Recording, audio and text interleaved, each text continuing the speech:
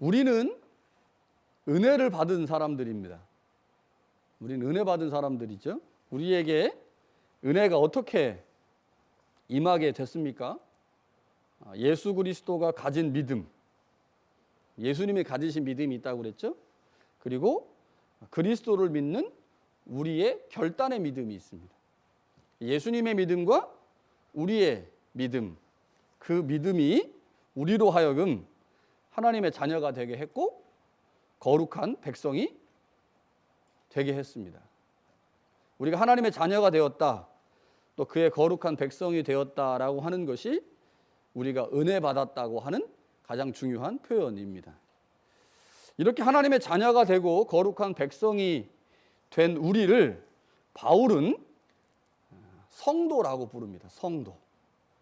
그러니까 우리가 이제 지난주에도 말씀드렸지만 교회 와서 교인들을 부르기에 적합한 용어가 없어서 교인들에게 부르는 용어, 성도, 그거 말고 하나님의 자녀이며 거룩한 백성을 부르는 최고의 호칭, 그것이 바로 성도입니다. 거룩한 무리라고 하는 뜻이죠.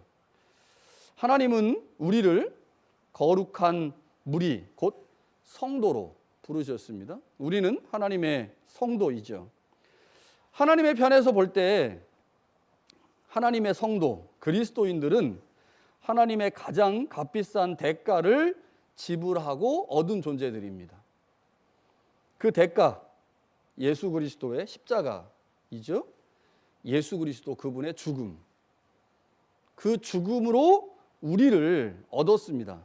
그래서 하나님 편에서 볼 때 우리는 예수님과 동일한 가치의 사람들입니다. 그게 성도이죠. 어떤 목사님이 책을 썼는데 이 에베소서에 관한 책을 썼더라고요. 그런데 그 책에 보니까 이런 내용이 있습니다. 우리를 예수님짜리라고 이야기를 하더라고요. 1불의 가치가 있는 물건을 우리는 1불짜리 이렇게 말하죠. 100불의 가치가 있는 것을 우리는 100불짜리 이렇게 얘기를 합니다. 어떤 물건의 가치를 매길 때 짜리라고 하는 말을 쓰는데 하나님께서 우리의 가치를 따져보시니 우리는 예수님과 동일한 가치의 사람들이죠. 그래서 우리를 예수님짜리라고 부른다는 겁니다. 이 목사님, 이나마 목사님이라고 하는 분이 쓰신 책에 그렇게 말씀을 하시더라고요. 동의가 됐습니다. 오늘 말씀을 통해 우리가 어떻게 예수님짜리의 존재가 되었는지, 하나님께서 우리를 얼마큼 귀하게 보시는지 이런 것들을 좀 오늘 말씀을 통해서 나누려고 합니다.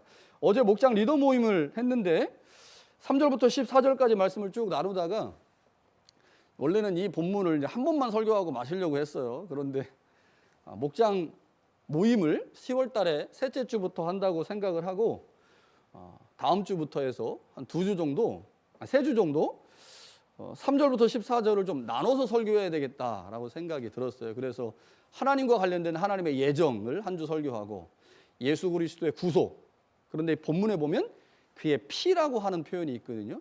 예수 그리스도의 피가 우리를 어떻게 구속했는지 이거를 두 번째 시간에 설교를 한번 하고, 또 마지막 부분에 가면 성령의 인치심이라고 하는 표현이 등장을 하는데 이 성령의 인치심이라고 하는 것이 무엇인가, 성령이 우리 안에서 역사하시는 것들이 어떤 것인가, 그래서 성부, 성자, 성령에 관한 설교를 3주에 걸쳐서 하면 그 다음 주가 추수감사주일입니다.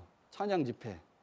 그래서 목장 모임이 있으면 사실 조금 이렇게 주제 설교하기가 좀 어려운데 목장 모임이 없는 주간에 성부, 성자, 성령에 관한 주제들을 가지고 좀 말씀을 나눠야 되겠다라고 생각을 해서 그렇게 준비를 하려고 합니다. 그러니까 오늘은 그래서 3절부터 14절까지의 말씀을 조금 포괄적이고 전체적인 관점에서 좀 보고요. 앞으로 3주 동안 조금 더 자세하게 말씀을 살펴보도록 하겠습니다. 자, 헬라어 성경을 보면 오늘 본문의 말씀인 3절부터 14절까지가 한 문장입니다. 한 문장.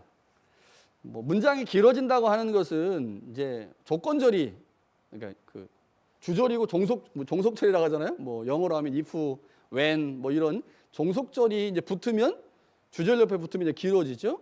또 하나는 이제 분사구가 붙으면 길어져요. 뭐뭐 하면서, 이런 이제 분사구가 붙으면. 그래서 이 본문을 보면 주절이 하나 있겠지만 그 주절 이외에 많은 다른 이제 문장들이 붙어서 아주 길게 된 한 문장인데, 한 문장으로 번역을 했을 때 굉장히 읽는 사람들이 어렵겠죠. 그래서 영어 성경이나 한글 성경은 이 하나의 문장을 여러 개로 끊어서 여러 문장으로 번역을 했습니다. 그런데도 본문을 읽다 보면 문장이 잘 안 들어와요. 내용이 잘 안 들어오고 그런 어려움이 있습니다. 원래 문장이 간결하지 않고 길면 그 문장의 핵심을 파악하기가 어렵죠. 그래서 글 잘 쓰는 사람들은 원래 간결하게 글을 씁니다. 짧게. 그래야 읽는 사람이 그 내용을 빠르게 파악을 할 수가 있는데, 문장이 길면 어쩔 수 없어요. 문장의 핵심을 파악하기가 어려운데 오늘 본문이 그렇습니다. 여러 차례 읽어도 말씀의 의미를 파악하기가 쉽지가 않아요. 이런 경우에는 본문의 내용을 파악하기 위해서 구조를 찾아보는 것이 도움이 됩니다. 어떻게 구조되어 있는지를 보면 이 본문에서 말하려고 하는 내용들을 좀 알 수가 있는데, 자, 본문에는 동일한 형식의 후렴구가 3번 등장을 합니다. 6절과 12절과 14절에 나오죠. 그 내용이 조금씩은 다르지만 그 내용의 핵심은 은혜의 영광을 찬송하게 하려 한다입니다. 은혜의 영광을 찬송하게 하려 한다. 이렇게 3개의 후렴구를 중심으로 3단락으로 나눌 수 있습니다. 첫 번째 단락은 3절에서 6절이죠. 다음 주에 제가 이 본문을 가지고 다시 설교하려고 합니다. 두 번째 단락은 7절부터 12절이고요. 세 번째 단락은 13절부터 14절입니다. 이렇게 단락을 구분하는 경우 대개 구원 사역에 대한 강조가 서로 다르다고 볼 수가 있습니다. 그러니까 전체적으로는 하나님의 구원 사역이죠. 하나님의 구원의 사역을 진행하시지만 그 구원의 사역에 있어서 세부적으로 들어가면 하나님이 하시는 일이 있고 예수 그리스도가 하시는 일이 있고 성령이 하시는 일이 있다는 거죠. 하나님이 하시는 일은 인간을 구원하실 그 구원의 계획을 세우는 거죠. 그래서 선택하시고 예정하시는 것. 이거 하나님이 하시는 일이고, 성자는 구속하는 일, 십자가에서 죽는 일, 그 일을 하셨고요. 예수 그리스도의 십자가의 구속 사건을 유지시키시고 연장시키시고 완전하게 하시는 일, 그 일은 성령이 하시는데 그 성령의 일을 인치심이라고 표현을 하죠. 이렇게 보면 하나님의 구원 사건이 성부와 성자와 성령의 사역 안에서 어떻게 진행되고 있는지를 이런 구조를 통해서 확인할 수 있습니다. 하나님은 창조하셨고 또 타락한 우리를 구원하셨고 또한 그 구원을 지금도 진행하고 계신데, 그 일을 진행할 때 하나님 혼자 하지 않으시고 아들과 성령과 함께 하신다는 거죠. 함께 하는 게 중요합니다. 함께 하는 게 코로나 시대에 우리가 많이 함께 하지 못해서 오해도 생기고 갈등도 생길 수가 있는데, 빨리 하루속히 함께 할 수 있는 시간들이 있으면 좋겠습니다. 제가 이제 신방을 다녔잖아요. 신방을 다니면서 이제 마스크를 벗고, 정말 이제 오랜만에 마스크를 벗고 같이 식사를 하고 3시간, 4시간 이렇게 이제 대화를 하고 이렇게 교제를 이제 하니까 코로나 이전으로 돌아가는 것 같은 그런 기쁨들이 있었어요. 이거를 일상에서 해야 되는데, 매일매일 해야 되는데 그렇지 못하고 1년에 한두 번밖에 못한다고 하는 게 굉장히 마음이 아팠는데, 우리는 함께하지 못하고 있지만 하나님은 하나님의 구원 사역을 성부와 성자와 성령이 함께하고 계시다. 그 구원 사역을 함께 진행하신다. 이게 굉장히 의미가 있는 거죠. 자, 본문을 또 다른 방식으로 구조화 시킬 수가 있는데, 자, 본문의 내용 중에요, 하나님께서 행하시는 구원 사역을 바울이 매우 중요한 억구를 사용해서 설명하고 있습니다. 그러니까 첫 번째 말씀드린 건 전체 구조를 한번 성부와 성자와 성령이라고 하는 구조로 3등분해서 볼 수가 있고요. 또 다른 하나는 바울이 본문에서 가장 많이 사용하고 있는 단어가 있어요. 그 가장 많이 사용하고 있는 단어를 중심으로 해서 사역을 묶어보는 겁니다. 가장 많이 사용되는 단어가 뭘까요? 그리스도 안에라고 하는 말입니다. 그리스도 안에.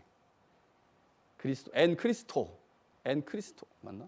제가 이게 왜 잘 기억이 남냐면 제가 그 한국에서 사역할 때 그 청년부 표에서 표 그리스도 안에. 그러니까 처음에 제가 갔더니 그 교회 청년부 표가 하나님 앞에서요. 하나님 앞에서 코람데오.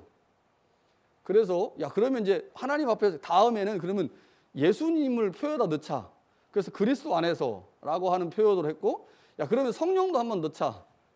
그래서 그래서 이제 엔푸뉴마티 해가지고 성령 안에서 이렇게 해서 한 해는 성부, 그 다음은 성자, 성령 이렇게 이제 표를 정한 적이 있었는데, 자 그리스도 안에서라고 하는 말을 바울이 굉장히 즐겼어요. 바울의 전용 표현이라고 보아도 무방한데, 자 바울의 이름으로 기록된 13개의 서신에 이 억구 그리스도 안에서라고 하는 표현이 83회 나옵니다. 83번 나와요. 83번. 굉장히 많이 나오죠. 자, 이와 유사한 형태, 그 안에서 혹은 그리스도 예수 안에서, 주 안에서 이런 표현까지 다 포함하면 164회, 164번 정도가 등장을 합니다. 다른 신약 성서에서 이 표현이 거의 사용되지 않기 때문에 이 표현은 바울이 바울이 특허낸 표현이라고 말할 수 있을 정도로 바울스러운 표현이고요. 바울의 사상이 가장 잘 드러난 표현입니다. 자, 오늘 본문에도 이 그리스도 안에서라고 하는 표현이 많이 등장을 하는데 이 표현이 총 6회 등장을 하고요. 6번 나오고 유사한 표현인 그가 사랑하시는 자 안에서, 그 안에서까지 포함하면 총 10번 나옵니다.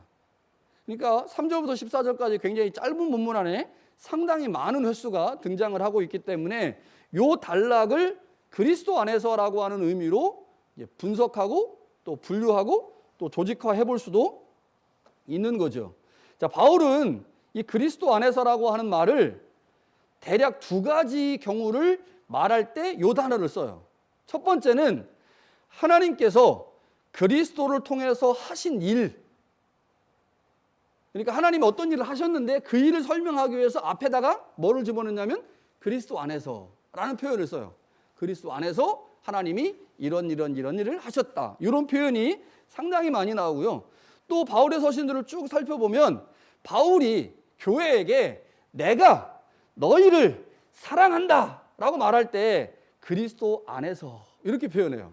그러니까 바울이 자신의 행위를 설명할 때도 역시 그리스도 안에서라는 표현을 씁니다. 이게 제일 많이 나오는 표현이에요. 그런데 오늘 본문을 보니까 어떻습니까? 첫 번째 표현이죠.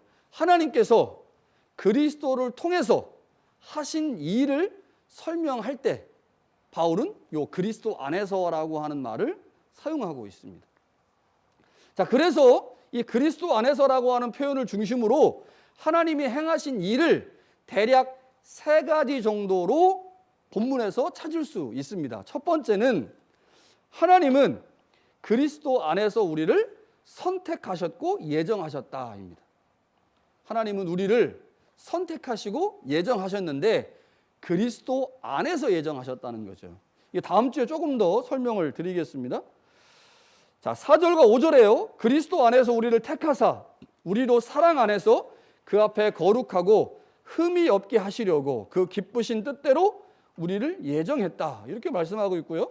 9절에도 보면 그리스도 안에서 때가 찬 경륜을 위하여 예정했다. 이렇게 표현합니다. 그러니까 하나님께서 우리를 창세전에 예정하셨는데 그 창세전에 예정하시는 그 행위를 그리스도 안에서 하셨다는 거죠. 그리스도 안에서. 자, 이 말씀은 이 장로교 예정론 교리에서 절대적으로 중요한 말씀이죠. 자, 다음 주에 더 자세히 말씀드리겠지만 여기서 바울이 말하고 있는 예정하고요, 장로교가 말하고 있는 이중 예정하고는 좀 달라요.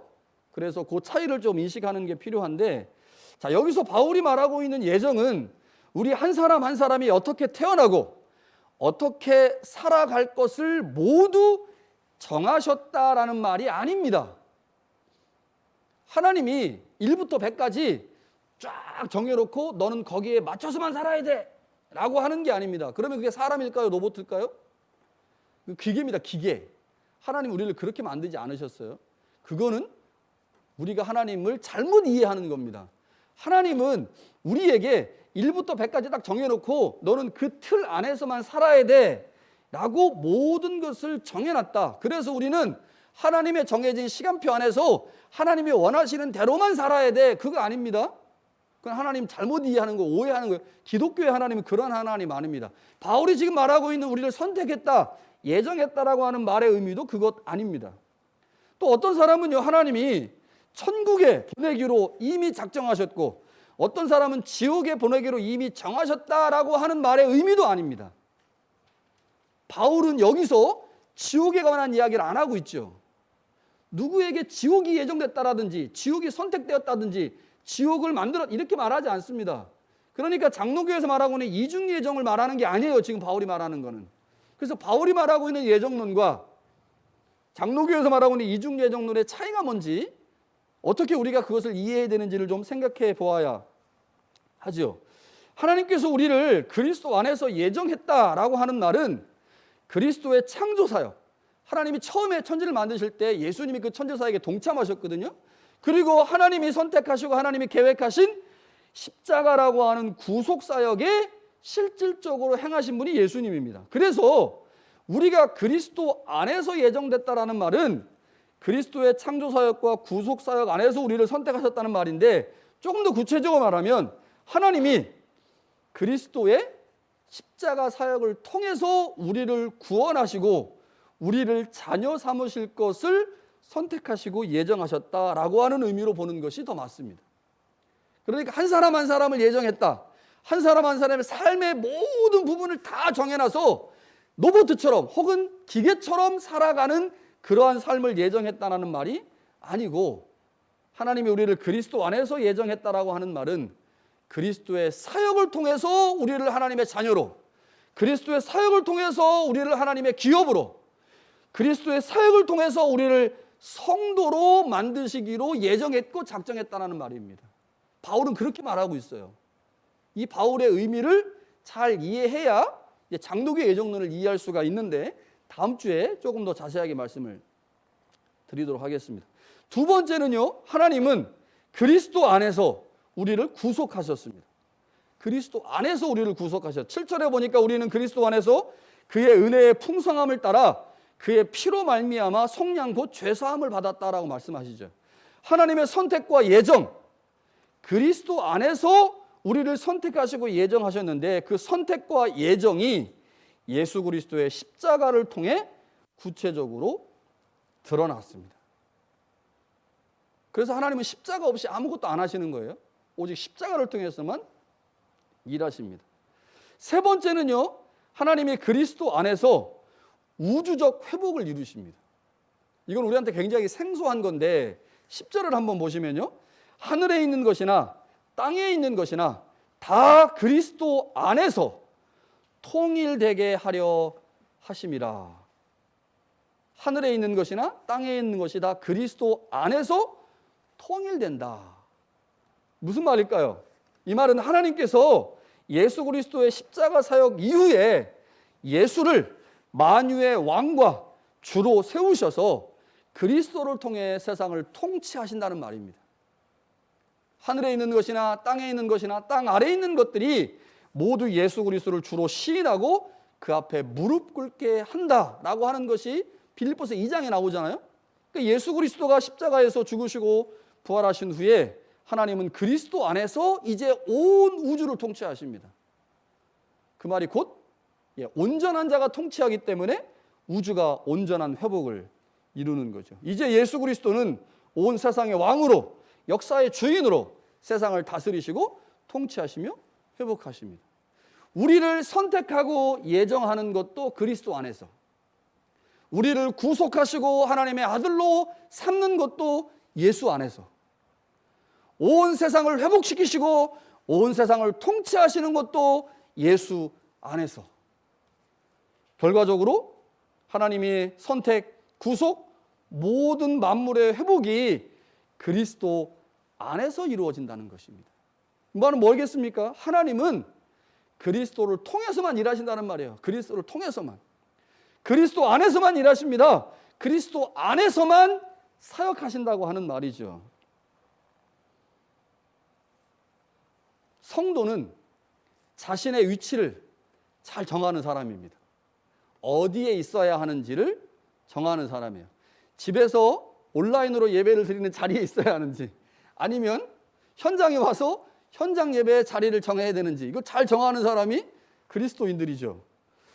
그렇다고 제가 현장에 안 나온 사람 뭐라 하는 게 아니라, 우리가 이제 온라인 예배를 오랫동안 드리다 보니까 이제 온라인 예배가 너무 익숙해졌어요. 그래서 현장에 나오시는 게 사실 안 나오기 시작하니까 좀 어려움이 있는 게 사실입니다. 그러나 용기를 가지시고 한번 나오시면 그렇게 큰 문제 없이, 여기 문제라고 하는 코로나 안 걸리면서 예배 드릴 수 있으니까 걱정하지 마시고 좀 오시면 좋겠다는 생각이 듭니다. 자주 오시는 분들은 좀 안 오셔도 돼요. 자주 오시는 분들은 설교를 더 잘 듣고 싶으시면 오시면 되는데, 자주 오시는 분들은 안 오셔도 되는데, 자주 안 오시는 분들이 좀 오시면 좋겠다는 생각이 들어요. 한 번도 안 오셨다거나 1년에 한 번 정도 오신 분들은 한 2번, 3번 이렇게 오시면 좋겠다라는 생각이 들죠. 목사 설교를 너무 이렇게 자주 듣는 것도 좋은 것 같지는 않아요. 정민이가 너무 힘들어요. 금요일 날 듣지, 성서대학 듣지, 주일날 듣지, 일주일에 3번씩 들으니까 정민이가 굉장히 피곤한데, 자, 성도는 자신의 위치를 잘 정하는 사람입니다. 그러니까 어디에 자기의 위치가 있는지를 아는 사람이 성도예요. 자, 성도는 언제나 하나님이 원하시는 자리에 있어야 하는 사람인데, 보통 우리가 이런 얘기할 때 예배의 자리가 성도가 있어야 될 자리다라고 말하죠. 우리가 상당히 많이 말하는 겁니다. 신앙생활에 있어서 하나님과 교제가 일어나는 가장 구체적인 자리가 예배의 자리이기 때문에 우리는 그 자리에 있어야 합니다. 그게 예배당에서 드리는 예배의 자리든, 아니면 가정에서 드리는 온라인 예배의 자리든, 우리의 자리는 예배의 자리가 되어야 하죠. 함께 모여 드리는 공적 예배의 자리가 우리가 있어야 될 자리이고, 또한 우리의 삶의 현장에서 하나님과 교제하는 자리도 역시 우리가 있어야 할 예배의 자리입니다. 그래서 이렇게 공적인 예배뿐만 아니라 삶으로 하나님과 교제하고 대화하는 것도 예배이기 때문에 여러분의 삶의 현장에서 하나님과 끊임없이 교제해야 한다는 거죠. 그것도 우리가 있어야 될 자리입니다. 또 하나는요, 우리가 교제와 친교의 자리가 우리가 있어야 될 자리라는 사실을 알아야 돼요. 교제와 친교. 사실 교제와 친교는 교회가 드리는 공적 예배의 연속입니다. 그러니까 집에 가실 때 마스크를 쓴 상태에서 인사하고 가셔야 돼요. 우리가 식사를 못 하잖아요. 근데 그냥 휙 하지 마시고, 휙, 목사도 안 보고, 난 그냥 휙 이렇게 하지 마시고 보고 가세요. 얼굴이라도 마주치고 눈이라도 마주치고. 이게 굉장히 중요해요. 중요하니까 말씀드리는 겁니다. 하나님과의 친밀한 관계는 언제나 또 다른 하나님의 자녀들과의 관계로 확장되어야 합니다. 하나님과의 내가 친밀한 관계를 맺었어요. 그러면 그 관계를 거기서 하나님은 끝내길 원하지 않습니다. 내가 하나님과 친밀한 관계를 나만 맺었습니까? 아니요. 또 누구도 맺었어요? 내 옆에 있는 사람도 맺었거든요. 이 사람도 같이 하나님과. 하나님 뭘 원하십니까? 하나님과 친밀한 관계를 맺은 다른 사람과의 교제를 통해 하나님과의 관계를 확장하길 원하시거든요. 이게 우리가 하고 있는 친교와 교제입니다. 식사예요. 근데 이게 지금 코로나 팬데믹 때문에 1년 반 가까이 이걸 못하고 있지 않습니까? 그러니 당연히 우리의 신앙에 문제가 생기는 거죠. 여러분, 공적인 예배 이것만 드려가지고 신앙이 정상적으로 성장할 수가 없어요. 다 느끼시지 않습니까? 그러니까 이제 교회 오시면 반드시 마스크를 잘 쓰시고 소소독을 잘 하신 다음에 안수도 하시고 교제하시고 돌아가셔야 되죠.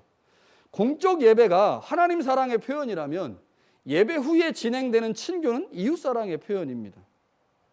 팬데믹 때문에 온라인 예배가 드려지고 그러면서 사실 우리 안에 친교와 교제의 기능이 상당히 많이 상실됐죠. 이거 어떻게 됐든 간에 빨리 회복하지 않으면 교회가 그 기능을 잃어버릴 수도 있죠.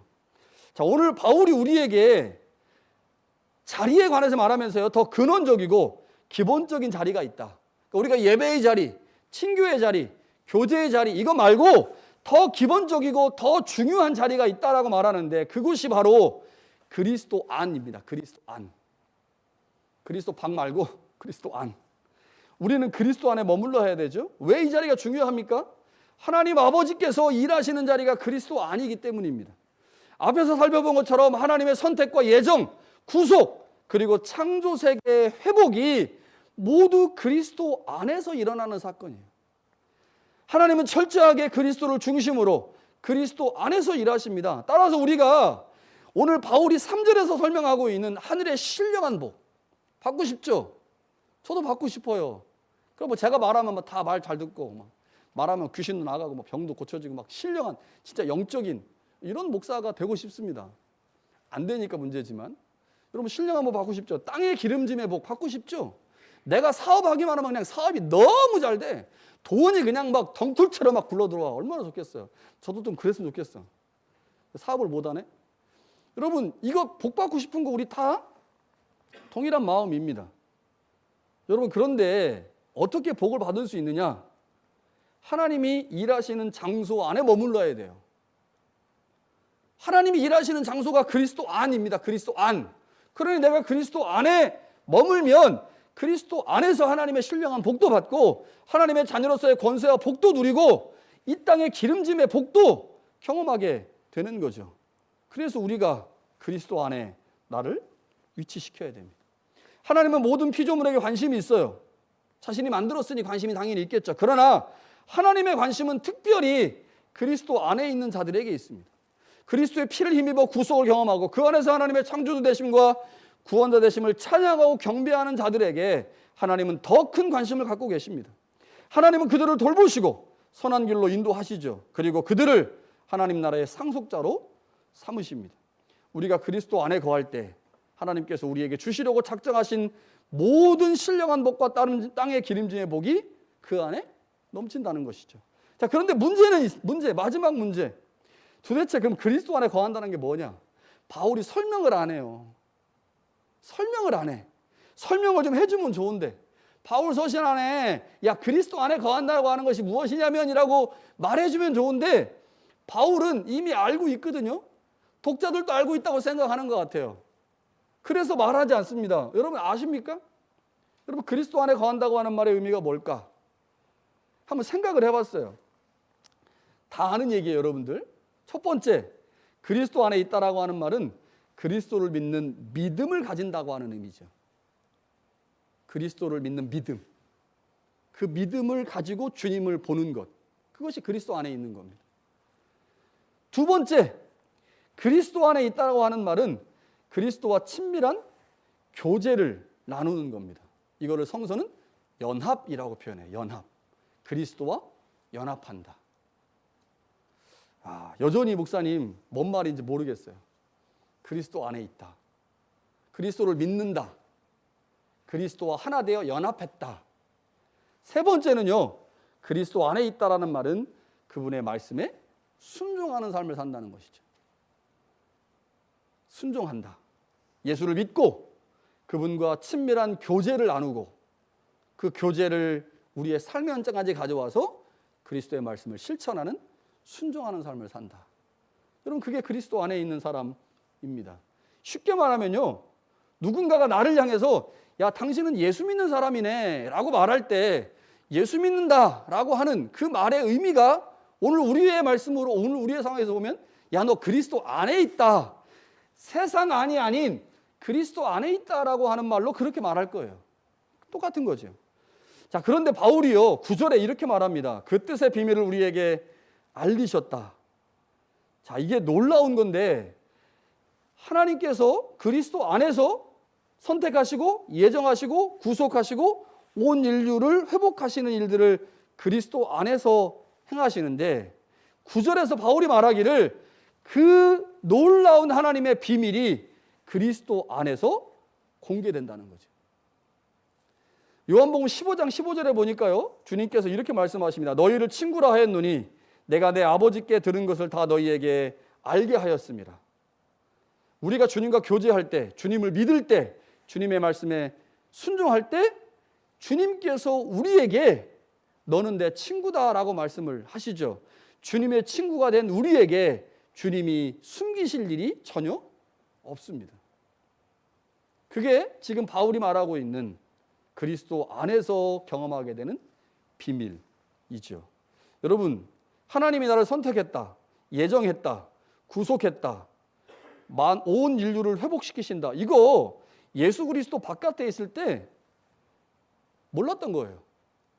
그런데 예수 그리스도 안에 들어오고 나니까 하나님이 나를 예전에 창세전에 선택하셨구나, 예정하셨구나, 나를 구원하셨구나, 그리고 내가 예수 그리스도의 통치 안에서 내 삶의 모든 것들이 회복되는구나라는 사실을 알게 됐죠. 그리스도 안에 있을 때만 가능한 겁니다. 하나님이 오직 그리스도 안에서만 일하시기에 그리스도 안에 거할 때만 하나님의 비밀을 알게 되고, 그 비밀을 알게 되면서 우리의 생각이 바뀌고 우리의 관점이 달라지죠. 그래서 우리의 삶에 변화가 일어납니다. 우리는 하나님 앞에서 예수님 자리입니다. 언제 우리가 하나님에게 예수님 자리에 가치 있는 존재가 될 수 있을까? 여러분, 분명 하나님이 우리를 예수님 자리라고 인정하시거든요. 말씀하시거든요. 그런데 우리가 언제 하나님 앞에서 예수님 자리에 가치 있는 존재가 될 수 있느냐? 방법은 딱 한 가지입니다. 그리스도 안에 있을 때죠. 그리스도 안에 있을 때, 우리가 그리스도의 말씀에 순종하고 그리스도와 연합하여 친밀한 교제를 나눌 때, 하나님의 비밀이 더 이상 우리에게 하나님의 비밀이 아닌 계시가 됩니다. 하나님께서 우리를 그리스도 안에서 예수님 자리로 만드셨으니 이제 그 가치를 지속해 갈 수 있기를 바랍니다. 우리 스스로가 우리의 가치를 떨어뜨리는 일이 없도록 하면 좋겠습니다. 성령의 지속적인 도움으로 하나님 앞에서 예수님 자리에 가치 있는 존재로 살아갈 수 있기를 간절히 축원합니다.